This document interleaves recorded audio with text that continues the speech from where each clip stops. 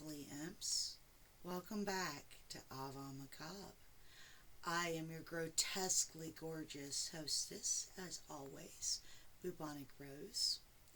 Today I want to share with you something a little different. I tend to share with you horror, but I also like to devil a little into dark sci-fi. Today I'm going to share with you a story by Bradbury. There Will Come Soft Rains. Enjoy. In the living room, the voice sang, "Tick-tock, 7 o'clock, time to get up, 7 o'clock," as if it were afraid that nobody would. The morning house lay empty. The clock ticked on, repeating and repeating its sounds into the emptiness. 7, 9, breakfast time. 7, 9. In the kitchen, the breakfast stove gave a hissing sigh and ejected from its warm interior 8 pieces of perfectly brown toast, 8 eggs sunny side up, 16 slices of bacon, 2 coffees, and 2 cool glasses of milk. "Today is August 4th, 2026, said a second voice from the kitchen ceiling. "In the city of Aladale, California," it repeated the date 3 times for memory's sake. "Today is Mr. Featherstone's birthday. Today is the anniversary of Tilta's marriage. Insurance is payable, as are the water, gas, and light bills." Somewhere in the walls, relays clicked, memory tapes glided over electric eyes. 8-1, tick-tock, 8-1 o'clock, off to school, off to work, run, run, 8-1. But no doors slammed. No carpets took the soft tread of rubber heels. It was raining outside. The weather box on the front door sang quietly, "Rain, rain, go away, umbrellas, raincoats for today," and the rain tapped on the empty house, echoing. Outside, the garage chimed and lifted its door to reveal the waiting car. After a long wait, the door swung down again. At 8:30, the eggs were shriveled and the toast was like stone. An aluminum wedge scraped them into the sink, where hot water whirled them down a metal throat which digested and flushed them away into the distant sea. The dirty dishes were dropped into a hot washer and emerged twinkling dry. 9:15, sang the clock. "Time to clean." Out of warrens in the wall, tiny robot mice darted. The rooms were acrawl with small cleaning animals, all rubber and metal. They thudded against chairs, whirled their mustached runners, kneading the rug wrap, sucking gently at the hidden dust. Then, like mysterious invaders, they popped into their burrows. Their pink electric eyes faded. The house was clean. 10 o'clock. The sun came out from behind the rain. The house stood alone in a city of rubble and ashes. This was the one house left standing. At night, the ruined city gave off a radioactive glow which could be seen for miles. 10:15. The garden sprinklers whirled up in golden fonts, filling the soft morning air with scatterings of brightness. The water pelted window panes running down the charred west side, where the house had been burned evenly free of its white paint. The entire west face of the house was black, save for 5 places. Here, the silhouette and paint of a man mowing the lawn. Here, as in a photograph, a woman bent to pick flowers. Still further over, their images burned on wood in one titanic instant. A small boy, hands flung in the air. Higher up, the image of a thrown ball. And opposite him, a girl, hands raised to catch a ball, which never came down. The 5 spots of paint, the man, the woman, the children, the ball, remained. The rest was a thin charcoal layer. The gentle sprinkler rain filled the garden with falling light. Until this day, how well the house had kept its peace. How carefully it had inquired, "Who goes there? What's the password?"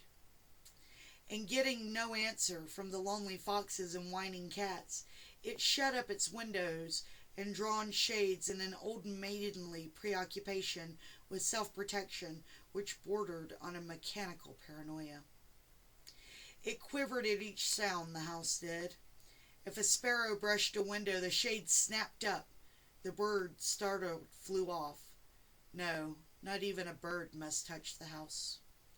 12 noon.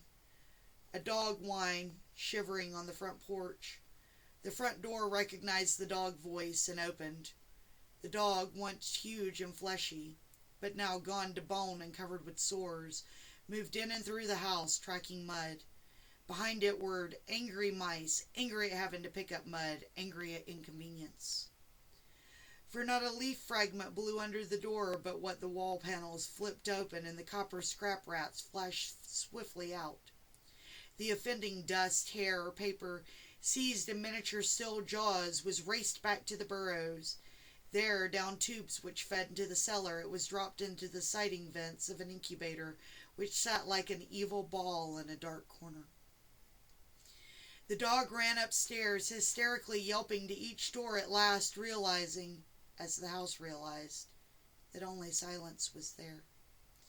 It sniffed the air and scratched the kitchen door. Behind the door, the stove was making pancakes, which filled the house with a rich baked odor and the scent of maple syrup. The dog frothed at the mouth, lying at the door, sniffing, its eyes turned to fire. It ran wildly in circles, biting at its tail, spun in a frenzy, and died. It lay in the parlor for an hour. 2 o'clock, sang a voice, delicately sensing decay at last. The regiments of mice hummed out as softly as brown-gray leaves in an electric wind. 2:15. The dog was gone. In the cellar, the incinerator glowed suddenly, and a whirl of sparks leapt up the chimney. 2:35. Bridge tables sprouted from patio walks, playing cards fluttered onto pads in a shower of pips. Martinis manifested on an oaken bench with egg salad sandwiches. Music played. But the tables were silent and the cards untouched. At 4 o'clock, the tables folded like great butterflies back through the paneled walls. 4:30. The nursery walls glowed. Animals took shape. Yellow giraffes, blue lions, pink antelopes, lilac panthers, cavorting in crystal substance. The walls were glass. They looked out upon color and fantasy. Hidden films clocked through well-oiled sprockets, and the walls lived. The nursery floor was woven to resemble a crisp cereal meadow. Over this ran aluminum roaches and iron crickets, and in the hot, still air, butterflies of delicate red tissue wavered among the sharp aroma of animal spores. There was the sound like a great matted yellow hive of bees within a dark bellows, the lazy bumble of a purring lion, and there was the part of okape feet, and the murmur of a fresh jungle rain, like other hooves, falling upon the summer-starched grass. Now the walls dissolved into distances of parched grass, mile on mile, and warmth endless skies. The animals drew away into thorn brackets and water holes. It was the children's hour. 5 o'clock, the bath filled with clear hot water. 6, 7, 8 o'clock. The dinner dishes manipulated like magic tricks, and in the study a click. In the metal stand opposite the hearth, where a fire now blazed up warmly, a cigar popped out, half an inch of soft gray ash on it, smoking, waiting. 9 o'clock, the beds warmed their hidden circuits, for nights were cold here. 9:05, a voice spake from the study ceiling. Miss McCullen, which poem would you like this evening? The house was silent. The voice said at last, Since you express no preference, I shall select a poem at random. Quiet music rose to back the voice.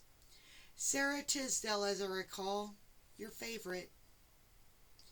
There will come soft rain and the smell of the ground, and swallows circling with their shimmering sound, and frogs in the pool singing at night, and wild plum trees in tumultuous white. Robins will wear their feathery fire. whistling their whims on a low fence wire. And not one will know of the war, not one will care at last when it is done. Not one will mind, neither bird nor tree, if mankind perished utterly. And spring herself, when she woke at dawn, would scarcely know that we were gone. The fire burned on the stone hearth, and the cigar fell away into a mound of quiet ash on its tray. The empty chairs faced each other between the silent walls, and the music played. At 10 o'clock, the house began to die. The wind blew. A falling tree bough crashed through the kitchen window.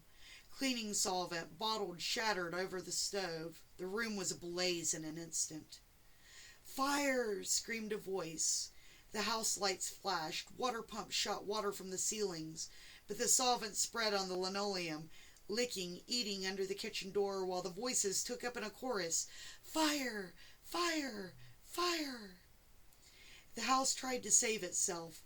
Doors sprang tightly shut, but the windows were broken by the heat, and the wind blew and sucked upon the fire. The house gave ground as the fire, in 10 billion angry sparks, moved with flaming ease from room to room and then up the stairs. While scurrying water rats squeaked from the walls, pistoling their water, and ran for more, and the wall sprays let down showers of mechanical rain. But too late. Somewhere, sighing, a pump shrugged to a stop. The quenching rain ceased. The reserve water supply, which had filled bathtubs and washed dishes for so many days, was gone. The fire crackled up the stairs. It fed upon Picassos and Matisses in the upper hall, like delicacies, baking off the oily flesh, tenderly crisping the canvases into black shavings. Now the fire lay in beds and stood in windows, changed the color of drapes, and then reinforcements. From attic trapdoors, blind robot faces peered down with the faucets' mouths gushing green chemicals. The fire backed off as an elephant must at the sight of a dead snake. Now there were 20 snakes whipping on the floor, killing the fire with a clear, cold venom of green froth. But the fire was clever. It had sent flame outside the house, up through the attic to the pumps there. An explosion. The attic brain which directed the pumps was shattered into bronze shrapnel on the beams. The fire rushed back into every closet and felt the clothes hung there. The house shuddered, oak bone on bone, its bared skeleton cringing from the heat, its wire, its nerves revealed as if a surgeon had torn the skin off to let the red veins and capillaries quiver in the scalding air. "Help! Help! Fire! Run! Run!" Heat snapped mirrors like the first brittle winter ice, and the voices wailed, "Fire! Fire! Run! Run!" Like a tragic nursery rhyme, a dozen voices, high, low, like children dying in a forest, alone, alone. And the voices faded as the wires popped their sheathings, like hot chestnuts.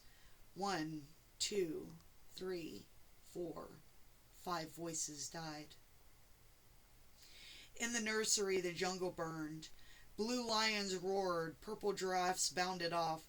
The panthers ran in circles, changing colors, and 10 million animals running before the fire vanished off towards a dense streaming river. 10 more voices died.